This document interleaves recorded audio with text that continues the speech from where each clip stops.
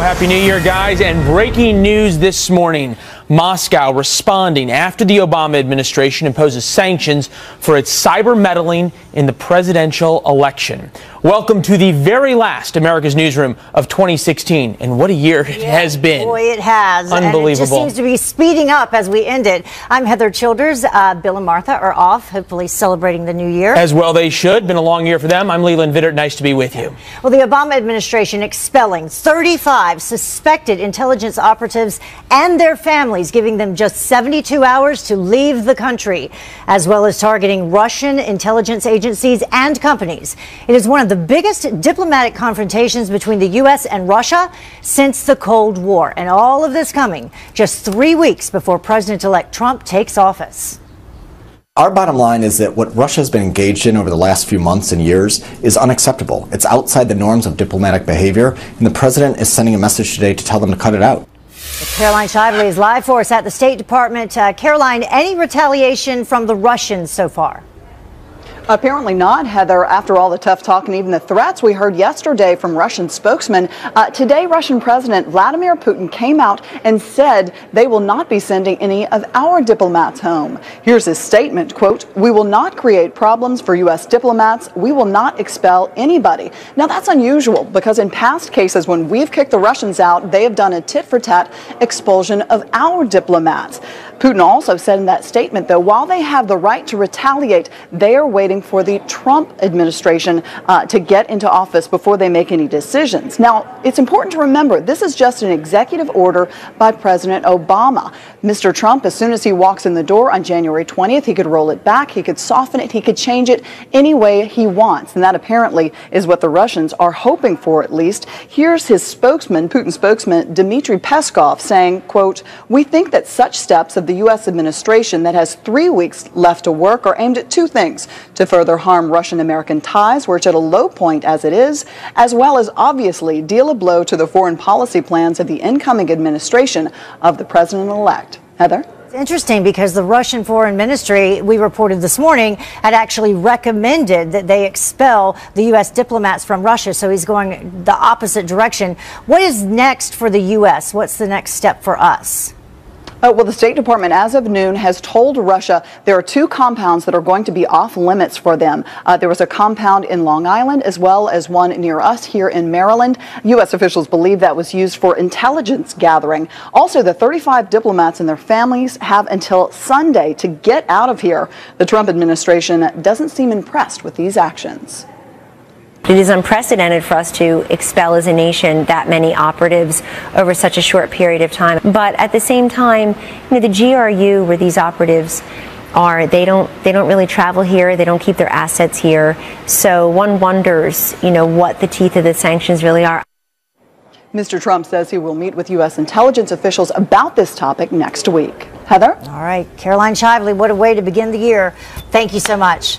You bet. More on this. Alex Pappas, editor of Breaking News at the Washington Examiner. Alex, fair to say this is breaking news as it's happening, just getting some statements in from the Russians. We'll get to that in a minute. Headline, though, the Russians are not doing anything really in retaliation. Cold War tit for tat, they would normally kick our people out. What do you make of this? Is this sort of the Russians saying, okay, you caught us, our hand was in the cookie jar, fine, we'll take our punishment? Or is this them sort of trying to embarrass President Obama on the way out, as they've done with their tweets, and then sort of give President-elect Trump a leg up? Well, I think, like everybody, they're waiting to see what Donald Trump actually says. I mean, in his statement last night, Donald Trump said he wants to move on to bigger and better things, though he did say that next week he's going to meet with some of these intelligence officials. So everyone here in the United States, and then I think Russia also wants to see what exactly is Trump going to do and say. Does he want to, would he actually reverse these sanctions? What's he actually going to say? And of course, Trump is in a pretty tough spot here. He's expressed no appetite for these sorts of things in recent weeks. And it's not just Obama, it's members of his own party that are going to be putting a lot of pressure on him. John McCain, Lindsey Graham, both say they want stronger sanctions. Lindsey Graham has even suggested that in these upcoming confirmation hearings that this is going to be a big issue for someone like Rex Tillerson, the nominee for Secretary of State, saying that if Rex Tillerson doesn't acknowledge Russia's roles in these cyber attacks, that he may not even vote for him. So then there's this question of, would Rex Tillerson actually go out and say something different, a different position from Donald Trump in these confirmation hearings? So I think that all brings it back to this. What is Trump actually going to say? Well, what is Trump actually going to say because of the position Mr. Trump has been put in by President Obama, which brings us to this. Did the President of the United States, President Obama, suddenly decide after 8 years that, oh, gee, Russia's a clear and present danger, they hack us all the time, therefore now in the last couple of weeks we should retaliate because I'm going to be the commander-in-chief and I've seen the light now? Or is this sort of a political move, if you will, against Donald Trump in a parting shot? It could be a little bit of both. And I tell you what, it's also interesting because Donald Trump has been criticizing President Obama this week, saying that he's putting up roadblocks, making things a little bit more difficult for this transition. And you would imagine that this is exactly the sort of thing that Donald Trump is talking about. Well, it's certainly a distraction the first 100 days. The Russians, in part, putting out a statement just in the past couple of minutes, furthering what Caroline Shively reported. This from Vladimir Putin, saying, "We regret the recent unfriendly steps taken by the outgoing U.S. administration is provocative and aimed at further weakening the Russia-U.S. relationship. This runs contrary to the fundamental interests of both Russian and American people.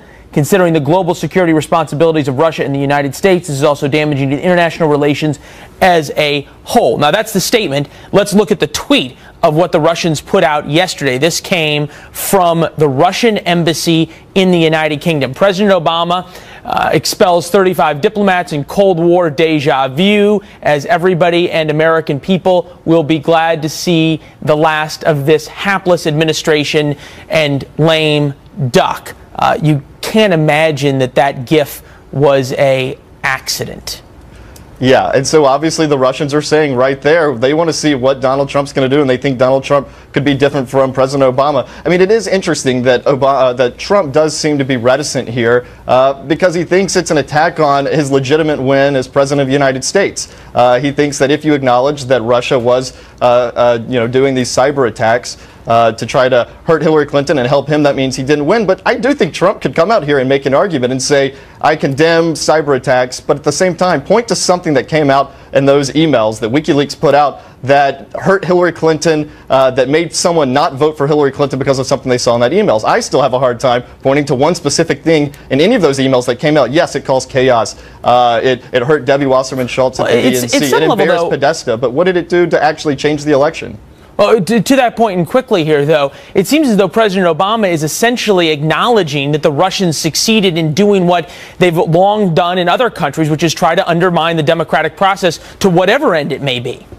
Yes, and that's why you have a bunch of Democrats that I think are upset about this, and they're saying, they've been putting a lot of pressure on Obama, saying, if the intelligence agencies are saying that the Russians tried to influence the election, we need to have some sort of retaliatory action, and that's why he did it. Well, and evidently a briefing coming to Congress on exactly what those intelligence agencies have found out. More on that with Adam Kinzinger a little bit later after the break. In the meantime, appreciate it, sir. Good to see you.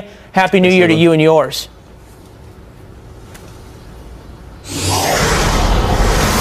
Now to developing news from Syria, where the ceasefire appears to be holding. Russia and Turkey negotiated that truce, which took effect at midnight. Kitty Logan is live for us in London. Kitty, what is the situation like in Syria right now?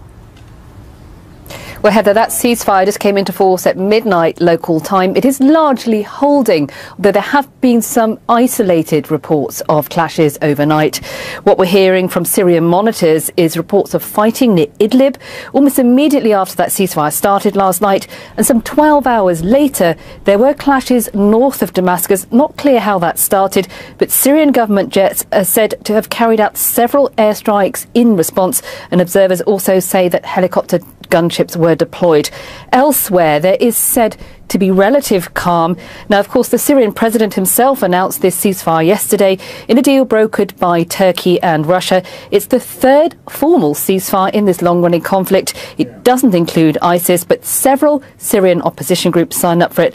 They say they're reasonably optimistic, but these overnight clashes, Heather, illustrate just how fragile this ceasefire might actually be. And what about plans for the future?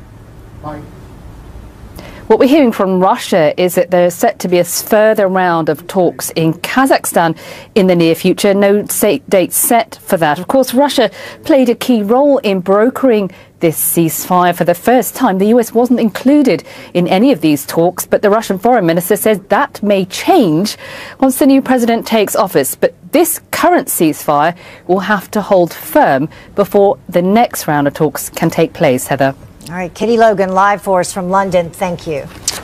And it is that time of year again. Fox News Alert as we take a live look at Times Square. Preparations underway for a New Year's Eve party at the crossroads of the world as we look down the street that will soon be filled with tens of thousands of revelers. Coming up, we're going to look at what New York's finest are doing to keep more than 1 million people safe as they ring in 2017. Not a lot of traffic there right now. There will be. It's surprising. Plus, President Obama won 2 terms and his approval ratings above 50%. But will his legacy be the downfall of the Democratic Party? We'll have a fair and balanced debate. And are the sanctions against Russia for election hacking tough enough? Congressman Adam Kinzinger joins us live. But first, here's Kellyanne Conway. This is great political fanfare and largely symbolic, but will it have impact? Will these sanctions have impact? It is unprecedented for us to expel as a nation that many operatives over such a short period of time. I don't think at the height of the Cold War we even did that. More than 1 million people expected in Times Square tomorrow night to watch that big ball drop and ring in 2017. And New York City police, they are beefing up security following, of course, the truck attacks targeting big crowds in Germany and France this year. Officials say that they plan to surround Times Square with 20-ton sanitation trucks and about 100 patrol cars. 7,000 officers will be on the scene, along with counter-terror units and bomb-sniffing dogs, to keep everyone safe. Senator John McCain, chairman of the Armed Services Committee, saying he'll push even stronger for sanctions on Russia when the new Congress convenes next week, as some critics charge the Obama administration response to Russian interference in the U.S. election as too little, too late. Here's Ambassador John Bolton on Special Report. What the president announced today was incoherent and inadequate, which is fairly typical of his foreign policy. As for the statement by President Obama that other unspecified actions will be taken in the future, this president has no credibility when it comes to that. Wow, strong words. Republican Congressman Adam Kinzinger of Illinois, pilot in the Air National Guard, friend of the show, joins us now. Congressman, nice to see you, sir. Happy end of 2016. You too. All right, as we go forward on this, it was interesting. Earlier in the show, we played a soundbite from Eric Schultz, the deputy press secretary at the White House, who gave interviews yesterday. And he said, quote, the reason we're doing this is because this is outside the norms of diplomatic behavior by the Russians. I've heard stronger words from teachers who weren't happy with second graders. Yeah, I mean, that's typical of this administration. You look at, Russia's basically behind the bombing of a UN aid convoy in Syria, and not much of a peep out of the administration. They use precision-guided munitions to bomb innocents in Aleppo, Syria. You don't hear much out of the administration. And then, with this, and I think this is a good beginning to the sanctions on Russia, but it's kind of done in a way that's, again, outside of diplomatic norms. I think the big thing to keep in mind here, there are some that say that Donald Trump is president because of the Russian hacking. That's absolutely not true. There are some that say the Russian hacking never happened. That's not true either. The fact is, in Congress and Americans, we need to find out exactly what happened to defend our Constitution, which we are sworn to defend and protect against all enemies, foreign and domestic. As a military pilot and as a congressman, we need to figure out how to maintain the integrity of our election system. And when people try to mess with that, an attempt or anything like that, there needs to be pretty swift punishment. Is it bigger, though, than simply messing with our election system? This seems to be sort of a systematic threat by the Russians, more than against elections, but sort of against the United States, against our prestige around the world, saying that we can't participate in peace talks in Syria, saying that we're going to bomb whoever we want inside Syria, bombing some of the people that we've already trained inside Syria.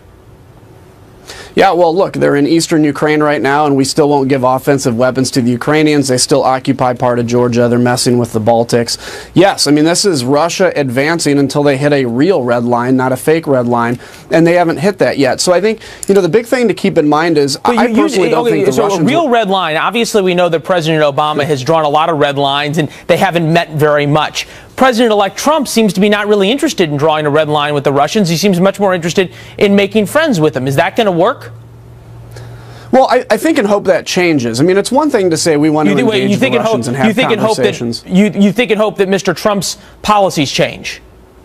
I do. Well, it's one thing to say, you know, we want a re-engagement. That's fine. President George W. Bush did it. Barack Obama did it. Barack Obama did it to great failure. So it's one thing to say we want to kind of have a fresh look at this. But it's another thing to say we still have to maintain America's role in the world. And the Russians have been advancing while we're retreating. The big thing to keep in mind with this wasn't, I don't necessarily think, an attempt to make Trump president by the Russians, but I think it's an attempt to undermine the faith of the Constitution. You know, the Constitution is just a paper document until people agree, like we all do, that we're going to abide by those principles. And if you undermine the idea that we can elect people who we want to elect, that's when you begin to erode the faith in the Constitution. So that's why defending our election system is so important, not relitigating the election, but to say we have to defend our Constitution. Do you have faith in President-elect Trump to restore that faith in the Constitution, to do what's necessary with Russia and perhaps the Chinese as well, to make it clear that this is not acceptable behavior and there are consequences? Yeah, two of the three I do. The Constitution and bringing faith back into it, I do. China, he's been very aggressive on, I agree. The question mark is Russia, and I hope that once he's sworn in and gets, you know, all the briefings that a president gets and understands that, you know, each president in the past has tried to re-engage. He tells us all the time that he's gotten all the briefings that a president does, that he's very smart, he doesn't need to get them every day, he understands everything, and still he seems to say, hey, we should make friends with Vladimir Putin. What gives you confidence that that's going to change? Well, I have hope. I guess I'm trying to be optimistic about it. Okay. I think if he continues down what he's saying, I think there's going to be trouble with fighting Congress on that. You know, we understand. I've been in this job for 6 years, and all along we've seen the Russians advance and push America out of areas, kill innocent people and everything else. I'm hoping that changes. Again, it's okay to say we want to re-engage the Russians and have talks. That's great. But it's another thing entirely to say, hey, they're really our friends. They're really the great protector. That's not the case at all. And I hope some of his words change, but I think he's going to be a fantastic president on a lot of fronts. All right. Well, we'll have you come back and talk about not only that, but also the intelligence briefings that y'all are going to get in terms of exactly what this administration has on the Russian hacking. Congressman, Happy New Year to you and yours. Thanks for joining us. Good to see you, sir. You bet. You too. See ya. Heather? Well, a ski trip turning tragic for one family. The accident that left a mother dead and her two young daughters injured. Plus, Republicans vowing a fast repeal of Obamacare in the new year. But what happens if there's nothing ready to replace it?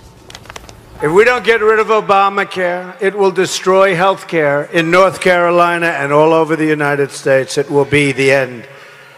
I'm asking for your vote so we can replace Obamacare and save health care.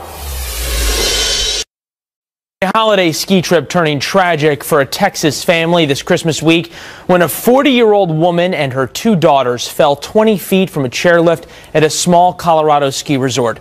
The mother died. Her daughters, 9 and 12, were injured. It's unclear exactly what caused them to fall off the lift. You see the lift there. State regulators are now investigating.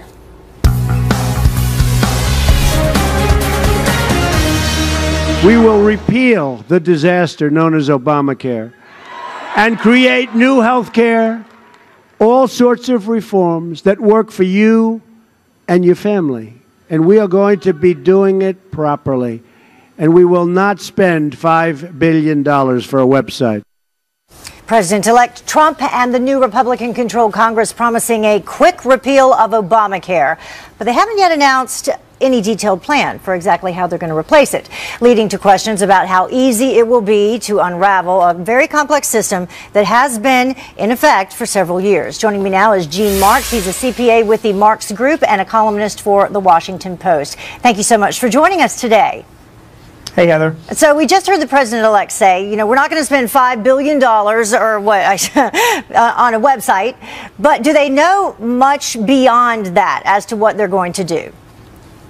Yes and no. It's a very tough thing to talk about right now because we've gotten different ideas from different people in the Republican Party. We know that on the Democratic side, Chuck Schumer, who's the minority leader, is vowing to fight anything that happens. And don't forget, no matter what the Republicans want to do, the Democrats have 48 votes in the Senate. They only need 3 to really kind of block any type of big time legislation. So it really has to be something bipartisan, Heather. So, there's one thing for sure. You and I both know they are going to repeal Obamacare. That is without a doubt that is going to happen. Too many promises have been made, for that. The issue is whether or not they're going to repeal it without a plan in place, or if they actually are going to just have a repeal with a plan in place, something that they're going to defer this implementation. My bet is they are going to do just that. I mean, they'll repeal it. But they're going to have some kind of plan in place to sort of implementation over a period of time. Chuck Schumer, you mentioned him. He had an interesting quote about all this. He said that the Republicans are like a dog that caught the bus. So now they don't know what to do with it. I like that quote. But okay, so you have 6.4 million people who are now under Obamacare. You had the White House announce that an additional 400,000 people signed up, or it was 400,000 newly enrolled Americans over the same period last year.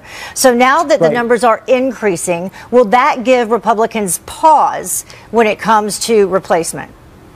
Yeah, and not only that, remember, the Kaiser Family Foundation, who follows all things healthcare, they just had a poll that came out after the election that showed that only 26% of Americans actually favored a repeal of Obamacare. So all of these factors are coming into play to give the Republicans, like you just said, a pause to figure out what they want to do. Here are some things that they definitely have some consensus on. So for you and I and our health insurance, for people that are trying to figure out how it's going to affect them, next year, whatever happens, pre-existing conditions, that's got bipartisan support that's going to remain. People that have pre-existing conditions are going to continue to get coverage. Kids that are living up to the age of 26 with their parents, there's bipartisan support to make sure that remains in the new bill. But after that, it really is a question of whether or not block grants are going to be given to the states for Medicaid, whether health savings accounts, if we can open up our own individual health savings accounts. And a big question, though, is the timing, also the timing of when any of this would be implemented. And that's one of the things that people fear, that all of a sudden all these folks are not going to have health insurance, but that really is not the case. It's not. So, and the bottom line is this, and what we're telling our clients, for 2017, we're not going to see a whole lot of changes in our health care coverage. Rates are locked in. They're a lot higher than they were just a couple of years ago, but they are locked in. The big change that we're going to start seeing will be in 2018, and you're absolutely right about the timing. What is going to happen, not this year in 2017, how are the effects of any changes going to affect us the year after? And that's still up in the air, and we have to keep a close eye on it. Yeah, you mentioned the 26% of people who want to repeal it. You can add to that, though, 17% who want to scale it back. So, a lot of people want to see some changes, and we'll see if the new administration does that smoothly. Gene, thank you so much. Sure, that's fine, Heather. Take care. Sorry, got to wrap you up. Happy New Year. No worries. Bye-bye. Happy New Year to you.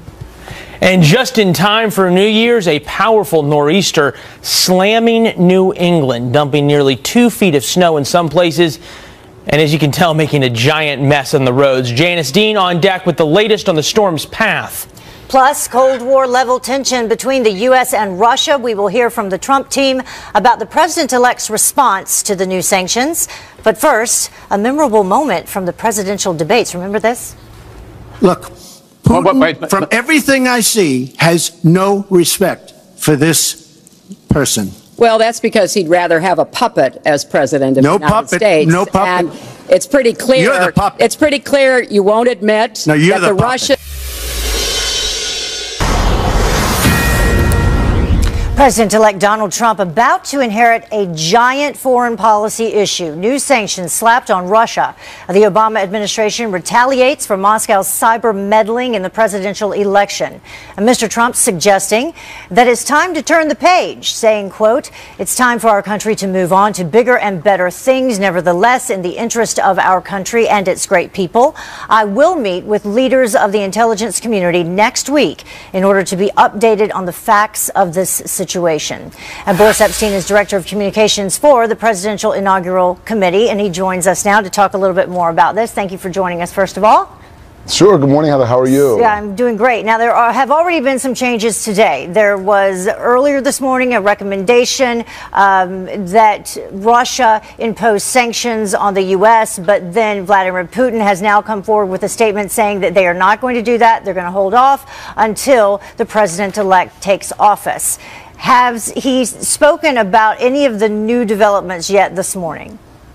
Well, the president-elect made it very clear yesterday that it is time to move on to key issues, but he is going to be meeting with those leaders of the intelligence community to get full facts and information on this, and we'll go from there. Mm-hmm. Do you know that if he has spoken with Vladimir Putin, or if there's been any effort to reach out? The information out there, the statement yesterday, I think says it all, and that the president-elect is focused on making sure America is stronger, America is united, America is a leader in the world once again and leads from the front, not from behind. But again, he will get full facts and information on this next week from the leaders in the intelligence community. Mm-hmm. I know that specifically there's no information that directly ties or discusses how these potential hacks influence the election outcome. But there is proof that's been put forward that Russia did in fact hack the DNC. They hacked John Podesta's emails. So the Trump campaign, the campaign at the time, what do they think in terms of moving forward in future elections? Well, Heather, what we're focused on now is bringing America together, and that's what we're doing here at the Presidential Inaugural Committee in planning a uniting and exciting inaugural. And as we look forward to future campaigns and we look forward to the inauguration, of course, safety and security, both physical safety and security and cybersecurity are first and foremost. Yeah. Are you worried about this happening for future campaigns? Are you worried about the reaction of the United States and what it also tells other countries as to how we'll handle situations like this? Countries like China. Heather, we're not worried. Heather, the concentration again is on post-politics now, not about any political moves, any political rhetoric or political stunts. It's all about Americans being together, working together for a greater America moving forward. Mm-hmm. So let's talk a little bit about the Obama administration, and as they are leaving with just weeks to go, do you believe that some of these moves that they are making are an effort to put roadblocks up for the president-elect and his incoming administration, including the sanctions that were just put on Russia? I'm not here to criticize the Obama administration. It's up to them. They have a few weeks to go. And we're focused on what's going to be happening on January 20th at noon, the swearing in of the new president, and truly a new day in America, both domestically and abroad. So that's our concentration. Okay. So since you've mentioned that a time or two, let's talk about what will be happening, switching gears. So what is the latest from the inaugural committee? What can you share with us? New information? Well, the new information right now, I'm proud to announce on your air, we'll be putting out information about the parade participants. Okay. We'll have over 8,000 participants from 40 organizations representing the truly best of America marching in the inaugural parade on January 20th, representing folks from all over this beautiful country, representing New York City, the NYPD Emerald Pipes and Drums, representing New York's police force, Columbus North High School representing Indiana. So both home states, home cities of the President-elect Donald J. Trump and Vice President-elect Michael Pence would be represented during the inaugural parade, and many others. And of course, the military will be well represented at the parade as well. So we're very excited and honored to make that announcement here today. Wonderful. Yes, the military, a huge part of the entire election and the campaign of Donald Trump. How long will that parade itself be? Well, it's actually a great question. This is not going to be as long of a parade as has been had in the past. So during for Dwight Eisenhower, parade lasted, I believe, almost 6 hours.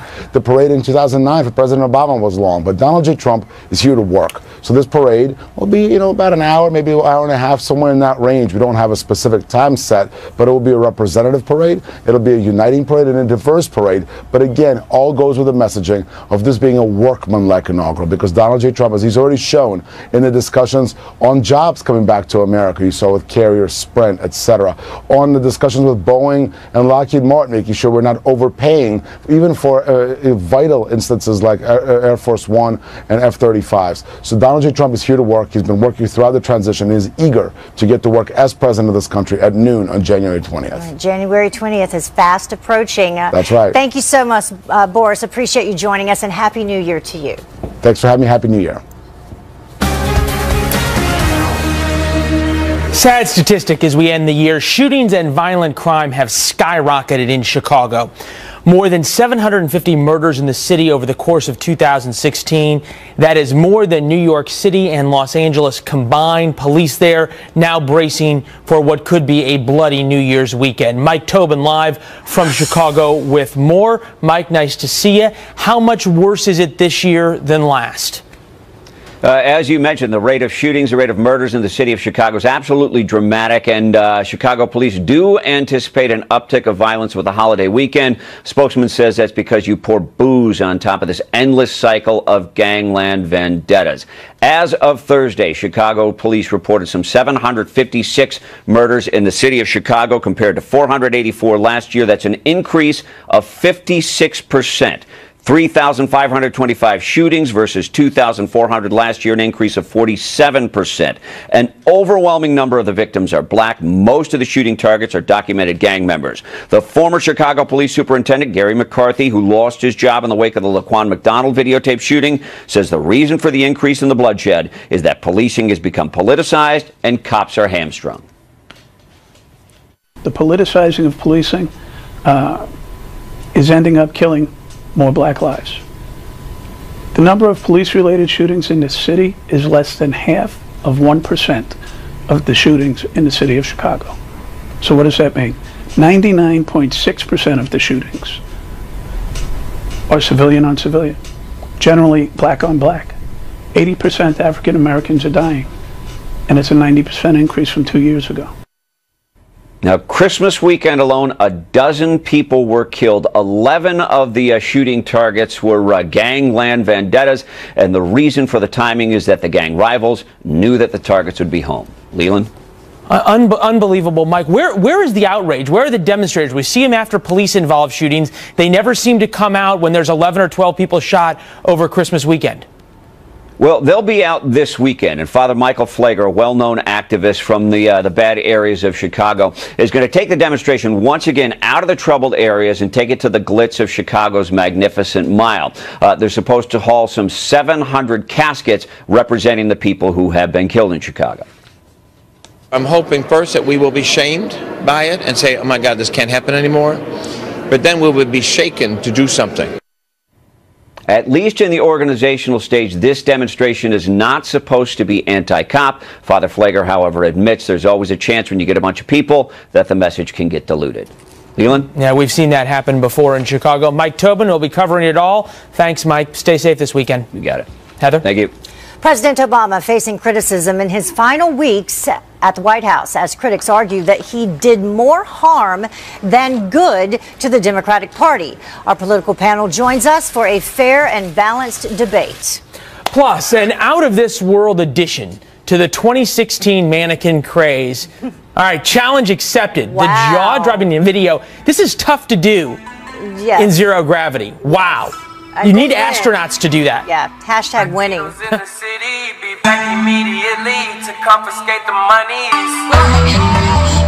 The mannequin challenge has been a highlight of 2016 for a lot of folks, and this one might top them all. Astronauts, look at this on the International Space Station getting in on the fun. How impressive is this? Leland, they are weightless, they are floating, no gravity. Could you do this? They clearly have too much time on their hands, really. Yes, they're all standing and staying perfectly still. I should say floating perfectly still. French astronaut Thomas Pesquet tweeting out this video, calling the results sci-fi spooky. I call it amazing. Yeah, no kidding. It's like magic. Wow. How'd they do that? What a New Year's present for us all. There you go. All right, here we go. President Obama trying to solidify his legacy with just 3 weeks left in office. But some critics say he's leaving the Democratic Party in far worse condition than he found it 8 years ago. You look at the destruction of the Democratic Party under Barack Obama's leadership, and you have to wonder, you know, what was the political, what were the electoral benefits that he gave to the party? He leaves them in a much worse position. The states are decimated. They've lost control of the House and the Senate. The governorships are decimated. So yeah, maybe he is obviously a gifted candidate. He did win election twice by substantial margins. But you know, his legacy as a politician is a bit muddied by all that. For those of you who missed the name, that was Sam Stein of the Huffington Post. Here to talk about it, Kristen Soltis-Anderson, columnist for the Washington Examiner, a Republican pollster and author of The Selfie Vote. Pablo Manriquez, former DNC official. Nice to see both of you. Kristen, first to you. Remarkable in a sense that this was said by the editor of the Huffington Post, a clearly liberal organization that was willing to take this kind of stand against President Obama, who they've championed for so long. But the thought itself, isn't that novel or insightful, right? I think Sam's absolutely right. I think that President Obama was very good at winning elections for himself, but that power has not been transferred. And in 2008, when Republicans lost, and bear in mind, didn't just lose in 2008, but had lost badly in 2006, that's when Nancy Pelosi became Speaker, really took a look and said, how can we win again? And you had smart folks like Ed Gillespie, former RNC chair, who said, you know, if we go to the states, that's where there's some low-hanging fruit, some races where we can really make an impact. And let's try to win there, because so many decisions that affect people's lives are not just made by the president or made in Washington, but are made in the states by governors, by state legislatures. So Republicans made this very smart, strategic decision to focus on winning races elsewhere. Meanwhile, on the Democratic side, you had the Organizing for America organization, the Obama campaign's offshoot that I think sort of drew energy away from other Democratic groups. And so now you have a case where Republicans don't just have the White House and don't just have Congress, but now have state governments across the country where they are really making a difference and putting in place policies that are giving Democrats a lot of heartburn. Pablo, you got a lot of heartburn? Well, I mean, you know, you talk to the old timers around the DNC, and they'll tell you that Barack Obama actually only stopped by the DNC twice during the 8 years of his presidency. The first was immediately hold on. after He did a huge amount of fundraising, though. Well, the building itself, though, is sort of like a hub. It's the command center of the Democratic Party's electoral war machine. And, you know, a large use of it is a studio in the basement where he did come and film a promotional package or some sort of video package during my time there.